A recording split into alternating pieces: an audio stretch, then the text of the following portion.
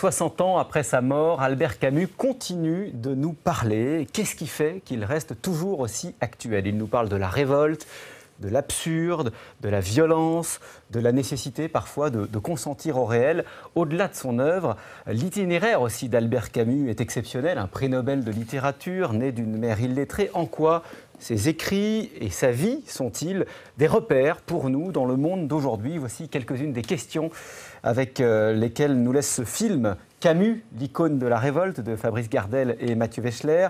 Et nous allons en parler à présent avec nos invités. Bonjour Agnès Piquel. Bonjour. Vous êtes présidente de la Société des études camusiennes, professeure émérite de littérature à l'Université de Valenciennes. Et vous avez notamment collaboré à l'élaboration des œuvres complètes d'Albert Camus à la Pléiade. Bonjour à vous Vincent Duclerc. Bonjour. Vous publiez ce mois-ci Camus des pays de liberté chez Stock et vous êtes historien, chercheur à l'EHESS. Bonjour Jean Birnbaum, bonjour. Directeur du Monde des livres. Vous avez beaucoup parlé de Camus, beaucoup cité Camus dans votre dernier livre, La religion des faibles, paru au Seuil. Et bonjour à vous, Ossine Rally. Bonjour. Votre regard de binational va nous intéresser. Vous êtes franco-algérien et vous êtes professeur agrégé de philosophie. Alors, on ressort, je disais, de ce film avec l'idée que Camus est plus actuel que jamais. Agnès Piquel, à quoi ça tient ? Ça tient à ce que c'était un homme, un vivant, comme dit Raphaël Enthoven dans le film, au plein sens du mot, c'est-à-dire en prise sur le monde, son siècle, mais aussi sur la nature, que c'est un écrivain fraternel, que c'est aussi quelqu'un qui a une liberté d'esprit qui fait beaucoup de bien aujourd'hui, et donc qui parle, j'allais dire, à tous les âges, à travers la diversité de ses œuvres. Vincent Duclerc, il est atemporel ? Je pense que ce qui est très important à souligner, c'est qu'aujourd'hui, on sent bien que finalement l'histoire domine les individus, les sociétés, qu'il n'y a plus de place pour la liberté. Et c'est vrai que Camus, il a pris des risques considérables pour affirmer effectivement son rôle dans l'histoire, pour démontrer, je veux dire, la puissance de la liberté, l'importance des lieux, la fraternité. Et de ce point de vue-là, c'est un exemple de combat individuel qui montre que l'on peut finalement s'opposer à ce qu'on a appelé le matérialisme historique. Et je crois que c'est une leçon importante pour nous. Qu'est-ce qui fait que pour vous, jeune philosophe Ossine Rally, Camus est actuel ? Je pense que ce qui m'intéresse profondément, ce qui intéresse les gens de ma génération chez Camus, c'est son refus total du manichéisme. C'est-à-dire que c'est quelqu'un qui avait raison avant tout le monde dans les années 50, était pris entre plusieurs feux. Pour les gens de gauche, c'était un anticommuniste primaire. Pour les gens de droite, il n'était pas assez patriote. Pour les anticoloniaux, il était vu comme un colonialiste chevronné. Et après la chute du mur, et je suis né après la chute du mur, on sort de ce clivage URSS, USA, et quand on voit toutes les révoltes actuelles, que ce soit à Hong Kong, en Algérie ou ailleurs, on voit que la liberté qui est requise par les peuples est une liberté sans révolution, mais en faveur d'une révolte. C'est intéressant ça, Jean Birnbaum, parce que c'est paradoxal. Le monde d'Albert Camus n'est plus le nôtre aujourd'hui, et pourtant, il est toujours actuel.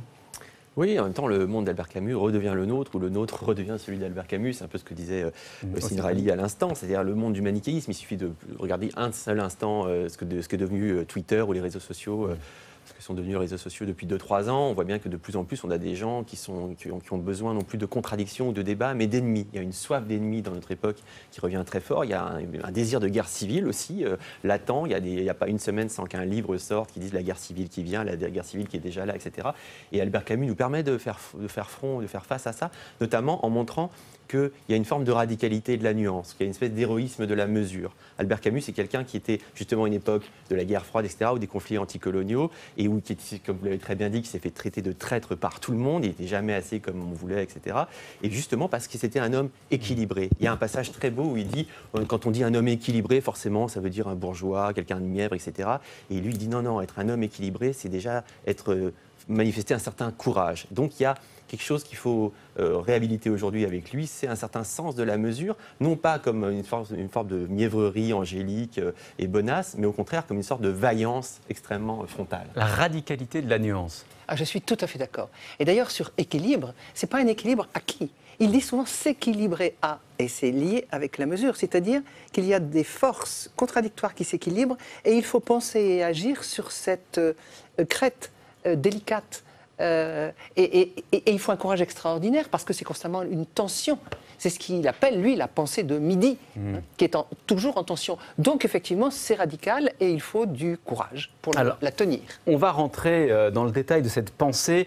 Un mot quand même, on ne va pas y passer trop de temps parce que le documentaire le fait très bien, mais sur l'itinéraire d'Albert Camus, l'intérêt d'un film comme celui-ci, c'est qu'il condense cette vie. C'est un petit blanc, comme le dit le documentaire, comme on disait à l'époque, c'est-à-dire un colon, mais alors tout en bas de la pyramide sociale, c'est important dans son itinéraire, Vincent Duclercq. Oui, parce qu'effectivement, il fait ses expériences, je veux dire, de pauvreté, de différence, de discrimination. Et ce qui est très important chez Albert Camus, c'est qu'il a fait effectivement de cette origine très modeste et au fond de l'injustice, il est aussi orphelin, il faut le rappeler, hein, eh bien une fierté, une expérience, une réflexion. Et on peut vraiment souligner la dimension de fidélité. Camus est quelqu'un de fidèle, il est fidèle à ses amis, il est fidèle à l'histoire. Et effectivement, il porte cette fidélité. Et je crois que c'est aussi une des valeurs morales qu'il faut souligner chez Albert Camus. Vous avez prononcé le mot expérience, c'est très important. L'expérience, toute sa pensée part toujours d'une expérience. On pense notamment à l'absurde. Il a fait l'expérience de la proximité avec la mort. C'est important, ça, l'expérience dans la manière dont se forgent ses idées. Tout à fait. L'expérience de la mort, il l'a faite d'abord, si j'ose dire, malgré lui, avec la mort de son père. Il n'a pas connu son père, en commun d'ailleurs avec Sartre, son meilleur ennemi. Il y a une anecdote qui raconte dans Le Premier Homme qui est assez significative à cet exemple. Il dit que son père, à un moment, était soldat au Maroc et il voit une scène de mutilation assez horrible d'un soldat français par les résistants marocains. Et son père dit « Un homme, ça s'empêche. Un homme, ça s'empêche d'arc. Un homme ne doit pas commettre l'irréparable, ne doit pas torturer, ne doit pas dépasser la mesure. » Et ceci nous montre bien que sa morale de la mesure n'est pas une morale, je dirais, bourgeoise ou une morale du confort, mais une morale qu'il a acquise par l'expérience au milieu des modestes, au milieu des siens. Toujours l'idée de modérer, de mesure. Oui, mais aussi, à nouveau, l'idée d'une radicalité de cette mesure. C'est-à-dire, par exemple, quand on dit oui, c'est un homme qui est attentif au comportement ordinaire, à l'homme ordinaire, à la pauvreté, etc., c'est très important parce que, bien sûr, il est là-dedans, un peu comme Orwell, on peut le comparer à Orwell par pas mal d'aspects. Mais par ailleurs, il n'a que mépris pour les bourgeois qui parlent avec une forme de condescendance, qui se réclament, qui croient savoir mieux que les pauvres ce que sont les pauvres. Vous avez édité, Agnès Piquel, une magnifique correspondance entre Albert Camus et Louis Guillou. Louis Guillou qui était justement un homme du peuple. Et dans ce livre qui s'appelle La Maison du peuple de Louis Guillou, il y a une préface d'Albert Camus qui parle, je le cite 3 lignes, qui parle de Louis Guillou qui a été élevé à l'école de la nécessité, mais qui pour autant ne rejoint pas la façon dont les bourgeois parlent des pauvres. Il dit « Dans les périodiques et les livres rédigés par les spécialistes du progrès, c'est évidemment ironique, on traite souvent le prolétariat comme une tribu, aux étranges coutumes. Et on en parle alors d'une manière qui donnerait aux prolétaires la nausée, si seulement ils avaient le temps de lire les spécialistes pour s'informer de la bonne marche et du progrès. De la flatterie dégoûtante au mépris ingénu, il est difficile de savoir ce qui, dans ces homélies, est le plus insultant. » Pensez aujourd'hui au débat sur les gilets jaunes, vous verrez qu'on retrouve plus d'une homélie de ce type qui manifeste une forme de condescendance ou de mépris ingénu. Et ça rejoint d'ailleurs ce qu'Abdelmalek dit dans le film, il est des nôtres en quelque sorte, c'est pour ça qu'on s'identifie à lui. Hein. Et il sent la discrimination très profondément. Dans L'Envers et l'Endroit, qui est sa première œuvre publiée, il dit « La pauvreté est un îlot. Un îlot. » Et il n'y a pas toujours des ponts pour aller... et ça, je crois que c'est très important. Et je voudrais revenir à l'histoire de la langue, non, à l'histoire de la pauvreté. Je pense que c'est par l'école qu'il est devenu ce qu'il est devenu, mais du coup, c'est là qu'il a appris la langue française, la langue de l'écrit, la langue de l'oral, et qu'il l'aime autant. J'ai une patrie, c'est la langue française, dira-t-il dans ses carnets. Je pense qu'il y a une qualité de la langue de Camus qui vient de ce qu'il a découverte à l'école. Alors, et que ça ne lui a pas été donné. Non, mais c'est très important parce que je voulais justement vous entendre dans cet itinéraire parler de l'importance de l'école, Vincent Duclercq. C'est un peu l'élève que tous les profs aimeraient avoir, Albert Camus. Voilà, découvrir une forme de génie chez un enfant très jeune. Oui, en même temps, c'est un enfant rebelle, hein, et je veux dire, il se laisse pas forcément faire. Il est, je veux dire, il est pas. C'est à la fois le bon élève, mais en même temps, ce qui est intéressant, c'est qu'il analyse aussi le monde où il est, l'arrivée au lycée Bugeaud, etc. Donc, il a une faculté d'être à l'intérieur et à l'extérieur. Ça, je crois que c'est très important. Et peut-être pour revenir sur la langue, parce que, je veux dire, là aussi, on mesure l'importance de Camus à travers la manière dont il va faire l'apprentissage de la langue littéraire. C'est pas une langue littéraire classique de la Troisième République. Vous avez parlé, Agnès, des carnets. Les carnets, c'est fantastique. C'est donc son journal, un journal à la fois intime, un journal d'écrivain, un journal politique, une description des lieux. Et moi, je suis frappé je veux dire, du mot juste. C'est quelqu'un qui a le mot juste, c'est quelqu'un qui met peu de ponctuation. C'est très intéressant. Donc, en fait, il a vraiment acquis une langue extrêmement classique. Et c'est pour ça aussi que Camus est tout à fait important. Je pense que ce soit via Louis Germain, qui est évoqué dans le reportage, via aussi Jean Grenier, qui était son professeur en Cagne, ou même via André Malraux, il a essayé de se rechercher des pères de substitution ou des grands frères, des personnes qui puissent le guider vis-à-vis de ce père absent.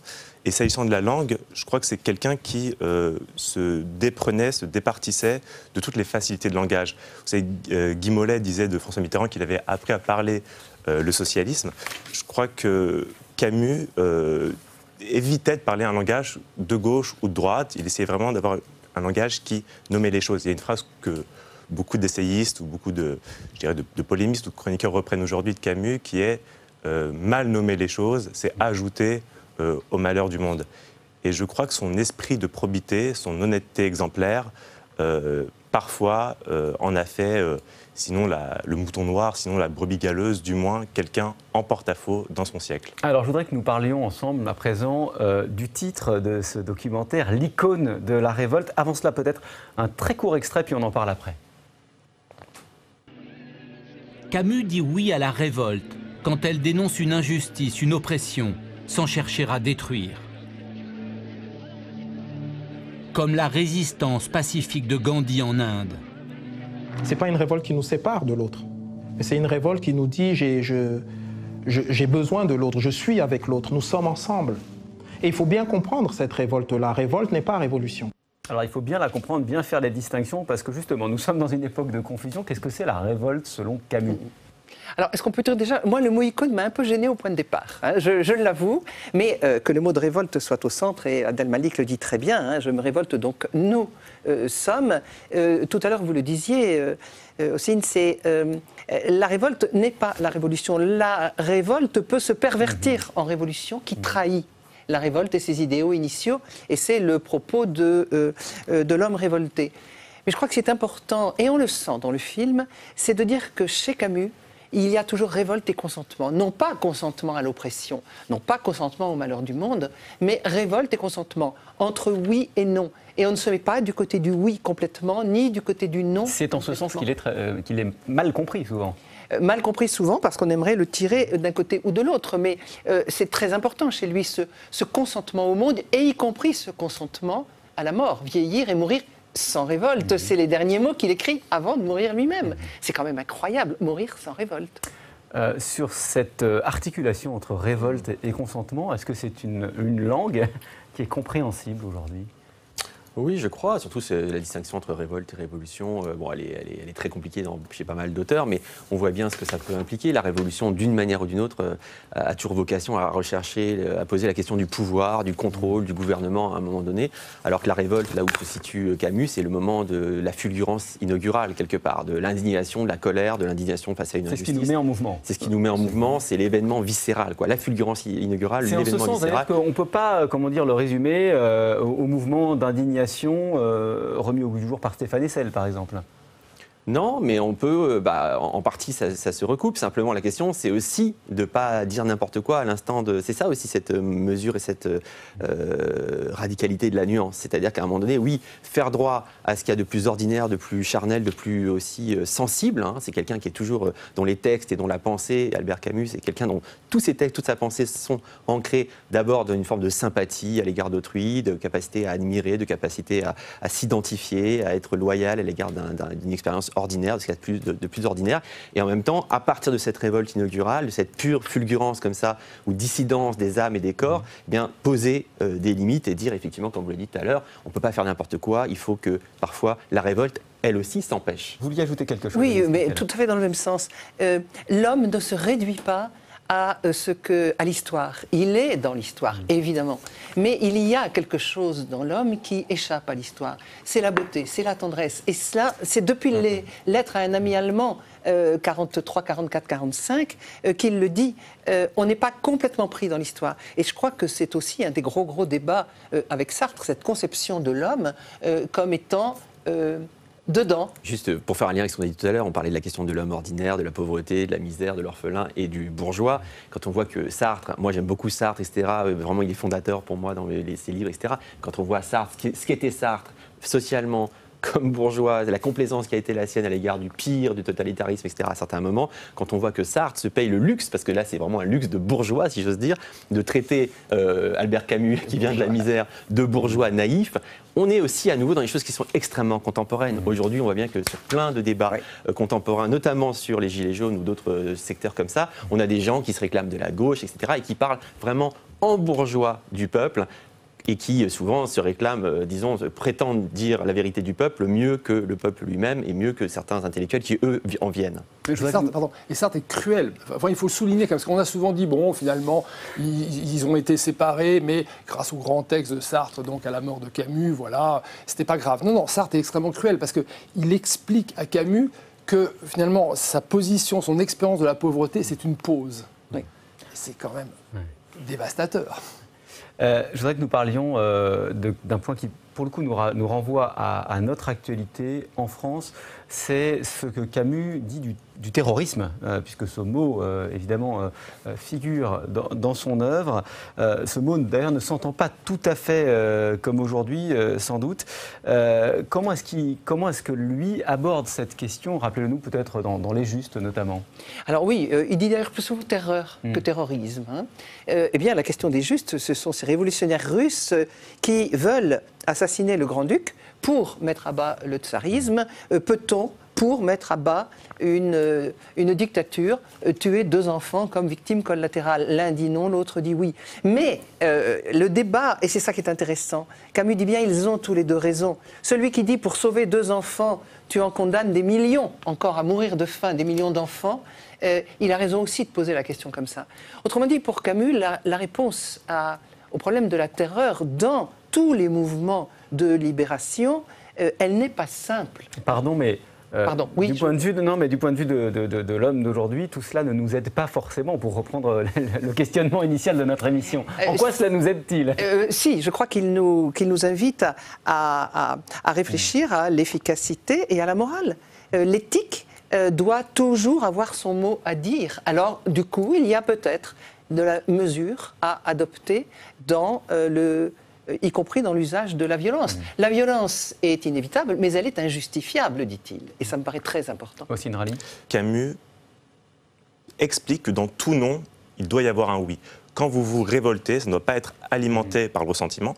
On a vu que l'enfance de Camus est une enfance vraiment, je dirais, ancrée dans la pauvreté. Et pourtant, il dit « Le soleil m'a appris que l'histoire n'était pas tout. À Alger, j'ai été heureux. La mer et le soleil m'ont rendu heureux. » Et c'est ce qui fera dire à Camus, on l'a vu dans le reportage, entre votre justice au FLN qui pose des bombes et ma mère, je choisis ma mère.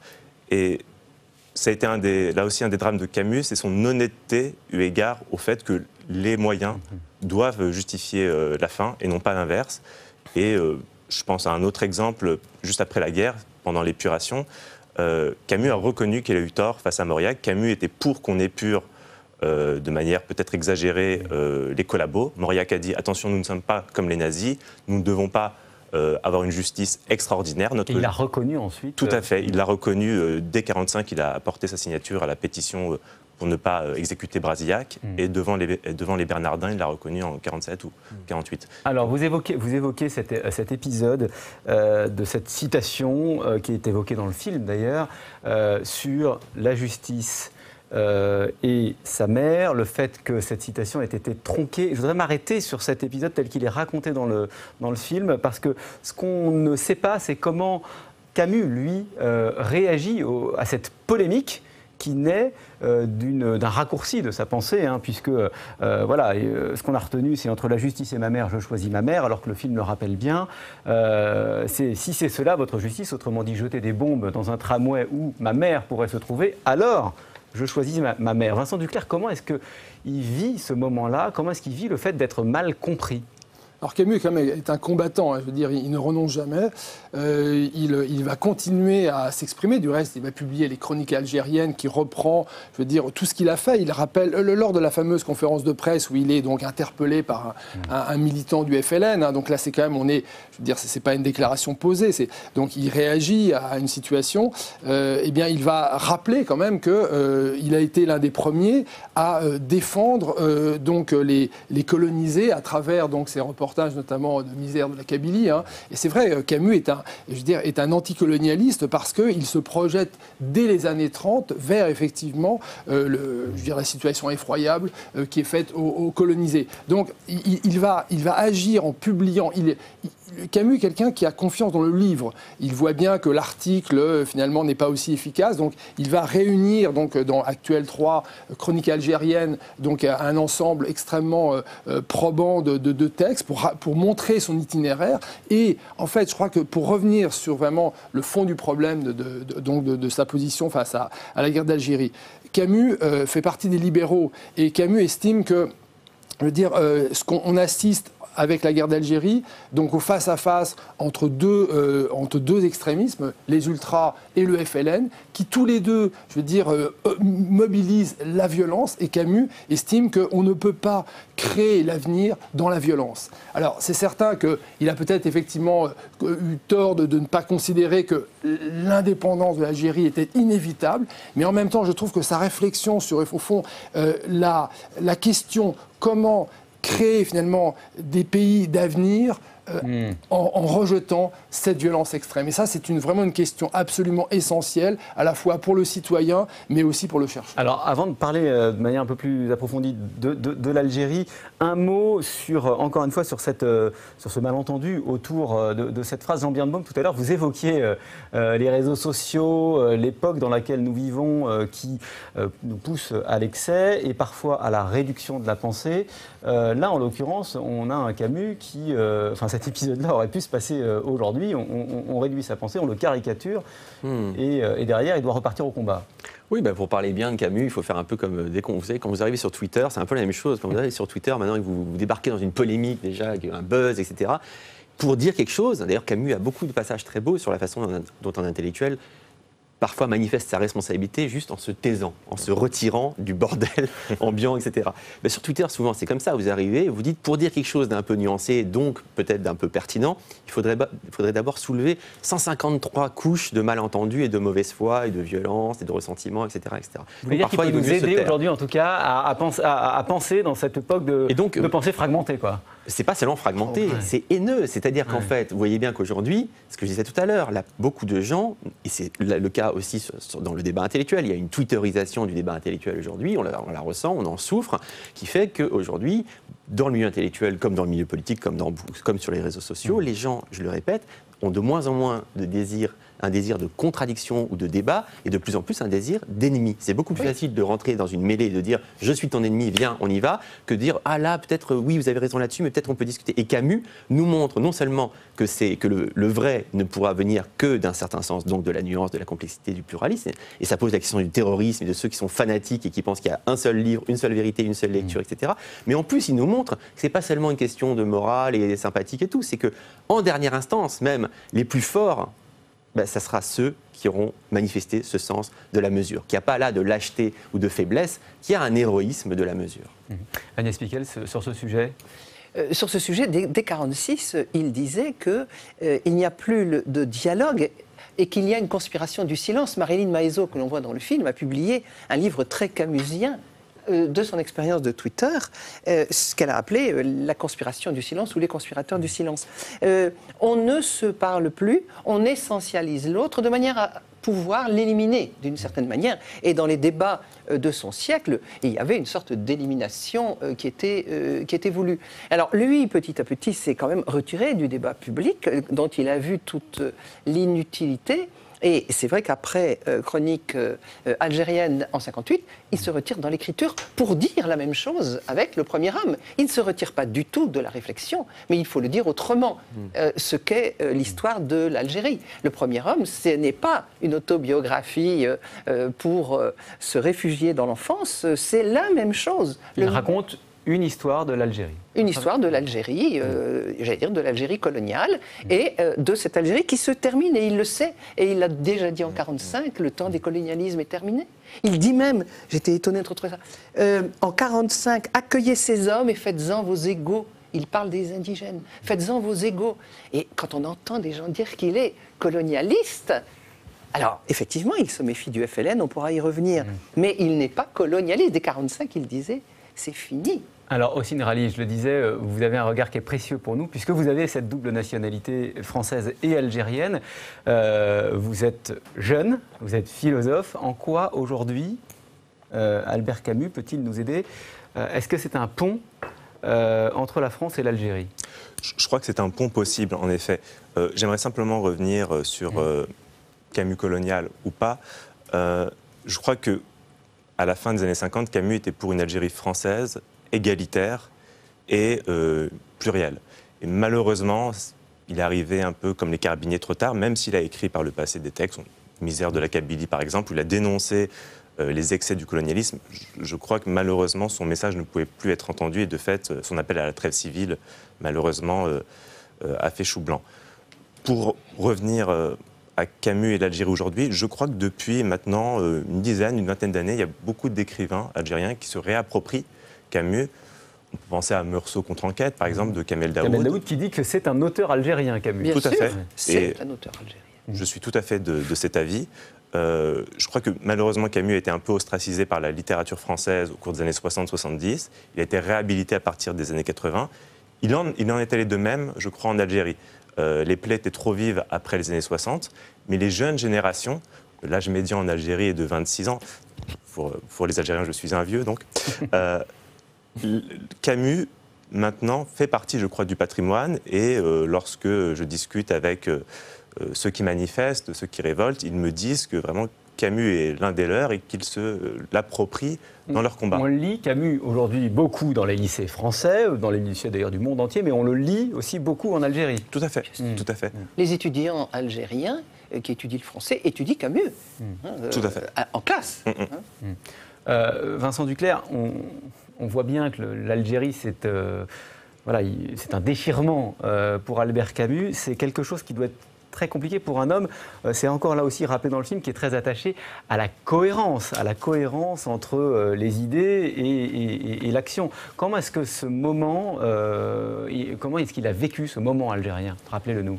Ce qui est intéressant, c'est que Camus est quelqu'un qui, en fait, se réinvestit sur des récits positifs.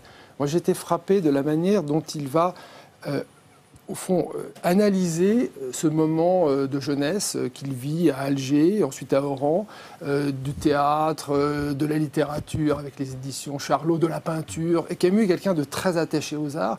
Et en fait, il va montrer que à Alger, à Oran, en Algérie, s'est passé des choses assez extraordinaires, une sorte de printemps algérien, donc dans ces années 35, moment du Front populaire aussi.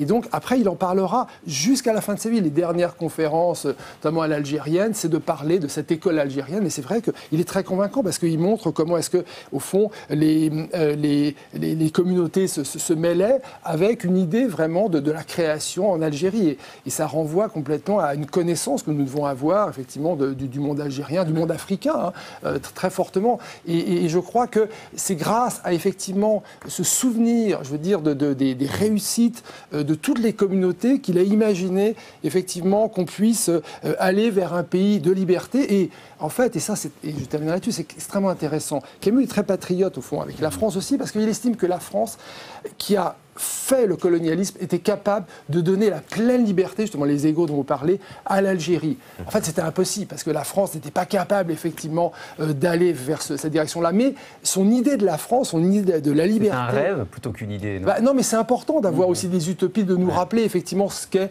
les droits de l'homme en France. Ouais. Sur l'Algérie, parce que si on doit faire vous disiez tout à l'heure, mais qu'est-ce que ça nous apprend aujourd'hui sur le terrorisme? Qu'est-ce qu'il a à nous apprendre? Notamment, je veux dire, moi, c'est un peu mon dada là-dessus, j'ai écrit là-dessus, mais je pense que j'ai essayé de montrer que toute une partie de l'aveuglement de la gauche ou des gauches françaises aujourd'hui sur le djihadisme vient du non-dit algérien et vient de l'aveuglement qui n'était pas celui d'Albert Camus. Albert Camus, lui, a vu tout un tas de choses que la gauche de l'époque n'a pas voulu voir en Algérie. Je parle notamment de ceux qu'on a appelés les pieds rouges, vous savez, qui étaient des militantes, des militants politiques, qui ont soutenu le FLN, qui ont soutenu l'indépendance de l'Algérie, qui étaient des Français, qui ont milité aux côtés du FLN, qui ensuite ont voulu rester en Algérie pour essayer d'y construire dans l'Algérie indépendante ce qu'ils pensaient être le socialisme. Et puis ils ont vu ce qu'ils ont vu, c'est-à-dire ils ont vu une Algérie indépendante qui s'est massivement arabisée, islamisée, brutalisée, avec un pouvoir hégémonique, en partie fanatique, etc. Et donc, ces gens-là sont rentrés en France. Parfois, ils n'ont pas eu le choix.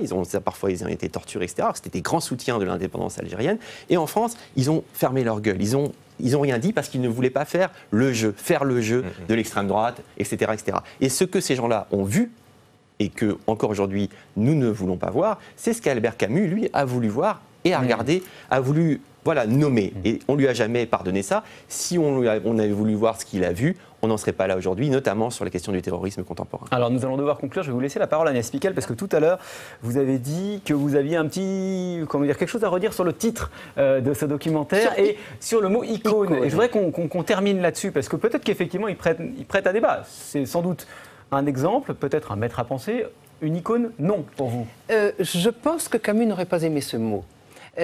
Parce qu'une icône a quand même quelque chose du modèle, et lui ne s'est jamais senti un modèle, un maître à penser. Il se remet constamment en cause, il n'est jamais satisfait. Et icône a quand même quelque chose d'intouchable.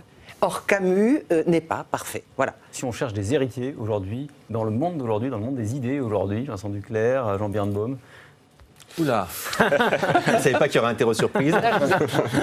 Moi, je peux dire un mot sur l'icône pour défendre le titre, pour faire un peu le faillot. Ouais. Moi, je trouve qu'en fait, c'est assez beau parce que l'idée d'une icône qui serait athée, justement, d'une icône qui a toujours eu un rapport compliqué à la foi, et l'idée toute simple de l'icône, c'est-à-dire juste d'une espèce de pôle qui peut aimanter, non pas une foi, mais une identification, quelque chose dans la simplicité, dans la tendresse.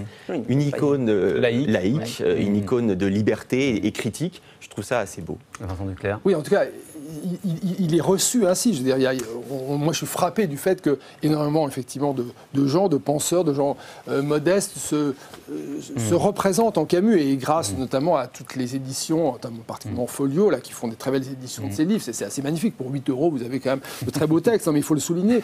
Et par rapport aux héritiers, moi, ce que je voudrais dire, c'est que Camus est incontestablement un penseur qui nous manque, et on l'a bien vu, effectivement, dans ce débat. Et en fait, on peut continuer aussi à travailler sur Camus, à la fois à travailler sur ses textes, mais je rappelle quand même que Catherine Camus a déposé toutes les archives, la correspondance d'Albert Camus à Aix-en-Provence, à la bibliothèque Méjeanne, et que là, il y a encore des richesses. On peut continuer à travailler sur Albert Camus, à travailler sur ses textes, sur ses lettres. Il y a de nombreuses correspondances qui sont certainement prévues et qui devraient être publiées. Correspondance avec son éditeur, correspondance avec sa femme aussi, qu'on oublie trop souvent. Et de ce point de vue-là, je crois que finalement, peut-être les penseurs qui suivent Camus, ça sera Camus lui-même, avec tout ce qu'on redécouvre effectivement. Il continue de nous parler. Merci beaucoup. Merci à tous les quatre. Pour entendre encore Camus, on peut vous lire, notamment Vincent Duclercq, puisque vous publiez ce mois-ci Camus des pays de liberté, c'est chez Stock. Alger sur les pas de Camus et de ses amis. Vous l'avez coécrit, Agnès Pickel, avec Christian Féline. C'est paru aux éditions Arac. Ça va paraître en France prochainement. Vous avez aussi écrit un Camus militant communiste, vous l'évoquiez tout à l'heure, sur la période Alger 35-37. Voilà, c'est paru chez Gallimard en 2017. J'évoquais tout à l'heure votre dernier livre, Jean Birnbaum, La religion des faibles, ce que le djihadisme dit de nous, où il est aussi beaucoup question de Camus. C'est paru au Seuil. Très belle lecture également, celle d'Alice Kaplan, une grande universitaire américaine qui a écrit un très bel essai sur l'étranger, En quête de l'étranger, chez Gallimard en 2016. À lire aussi ce numéro spécial de l'Express, notre partenaire sur cette émission. Et puis, vous évoquiez tout à l'heure La Maison du Peuple, Louis Guillou, avec l'avant-propos d'Albert Camus. Un grand merci à tous les quatre et à très bientôt sur Public Sénat. Merci. Merci.